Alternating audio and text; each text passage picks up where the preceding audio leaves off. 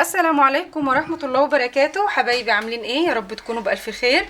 هنعمل مع بعض النهاردة اسهل واسرع كيكة مش هتاخد في ايدك 5 دقايق. احنا هنعمل النهاردة المولتون كيك.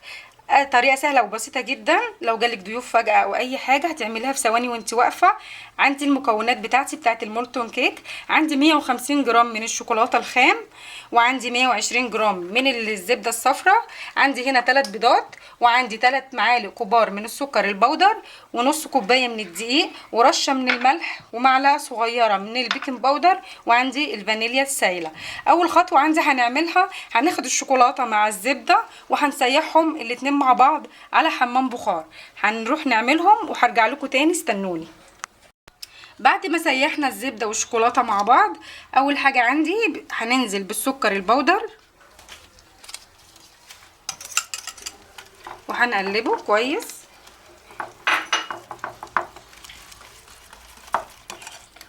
كيكة سهلة وبسيطة جدا، مش بتحتاج لا مضرب كهرباء ولا خلاط ولا كب ولا اي حاجة، بتعملها عادي بالمضرب اليدوي بتاعك وانتي واقفة، متاخدش 5 دقايق.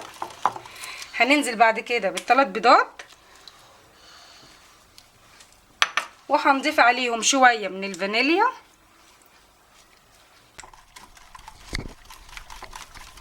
بعد ما نزلنا بالبيض والفانيليا هنزل بعد كده بالدقيق بتاعي، نص كوبايه من الدقيق منخوله،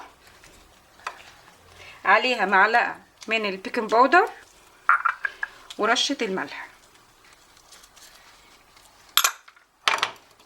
وهنقلبهم برضو بقى مع بعض. هنلاقي القوام بتاعه مظبوط جدا، هي دي المقادير بتاعتي مظبوطه كده. على فكره المقادير بتاعتي مظبوطه جدا، ده كده القوام المطلوب بتاعي معايا. بعد كده بقى هنجيب القالب بتاعنا، هنزل بقى بالكيك بتاعي في القالب. انا دهناه زبده، ولازم الفرن بتاعك يكون شغال من قبليها. وهنحطها على صينيه، هنحطها جوه صينيه وعلى الشبكه في النص. المولتون كيك لو هتحطيه في قوالب صغيره هياخد معانا 10 دقايق بالظبط وبنطلعه من الفرن. لو هنعمله كله في قالب كبير زي ده كده هنسيبه بالظبط 15 دقيقه ونخرجه من الفرن. لو سبتيه اكتر من كده هينشف منك.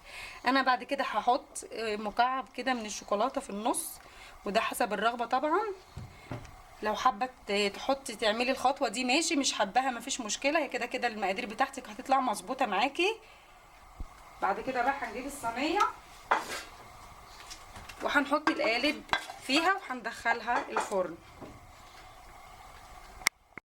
وبكده يا حبايبي المولتون كيك بتاعي اخد معايا بالظبط ربع ساعه في الفرن.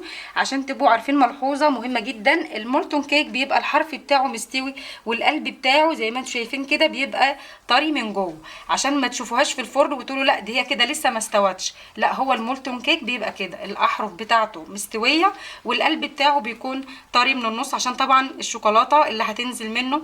هقلبه بقى دلوقتي وهوريكم شكله عامل ازاي.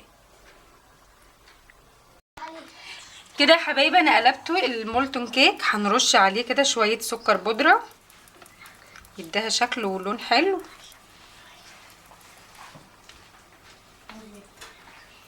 بسم الله الرحمن الرحيم. لو فتحناها طبعا من هنا كده تنزل الصوص بتاعها زي ما انتم شايفين كده.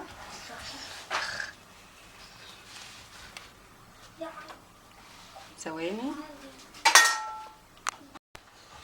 زي ما انتم شايفين يا حبايبي الصوص طبعا بتاعنا الشوكولاته طلع من قلب الكيكه. هنحط عليها من فوق ايس كريم. حطينا الايس كريم على المولتون كيك، ممكن نحط عليه شويه شوكولاته كده من فوق.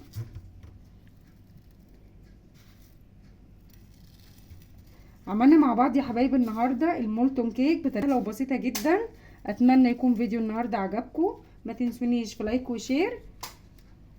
بشكركم جدا على المتابعه. بتمنى من كل الناس اللي بتشوف الفيديو بتاعي لو عجبكم الفيديو ما تنسونيش في لايك والاشتراك في القناه وتفعلوا زر الجرس عشان يوصلكم كل جديد.